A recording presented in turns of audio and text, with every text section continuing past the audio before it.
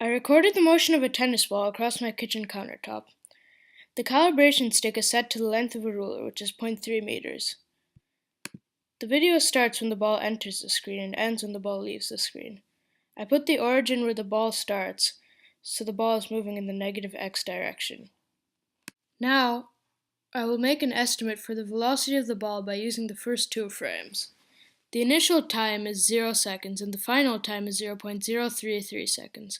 The initial position is 0, negative 0.002, 0 meters, and the final position is negative 0.017, negative 0.002, 0 meters.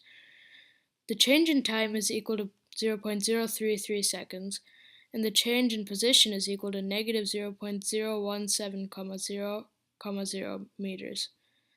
Therefore, the average velocity is equal to the change in position over the change in time, which is negative 0.51, 0, meters per second.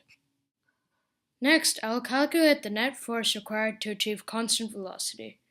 By the assumption of constant velocity, the initial velocity is equal to the final velocity. So the change in the velocity is equal to the final velocity minus the initial velocity, which is equal to 0, 0, 0. By Newton's second law, the change in velocity, which is equal to 0, 0, 0, is equal to the net force over the mass of the tennis ball times the change in time. Since the change in time is not equal to 0, the net force is equal to 0, 0, 0. I will now go through the VPython program that was used to simulate the motion of the tennis ball. The initial position of the tennis ball was 0, 0, 0, and the initial velocity, which we calculated earlier, was negative 0.51, 0, 0. The initial time is obviously 0. The net force, as we calculated earlier, is assumed to be 0, 0, 0 because of the constant velocity condition. This line is Newton's second law. The final velocity is equal to the initial velocity plus the net force divided by the mass of the tennis ball times the change in time.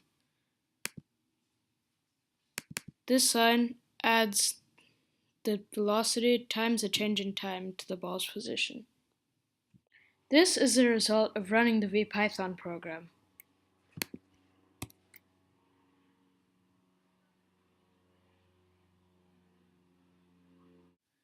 This is the graph of the model position versus the actual position of the tennis ball. The actual position is a little bit off from the model position because the ball is actually being slowed down by friction as it goes, so it's not actually a constant velocity like we assumed for the model.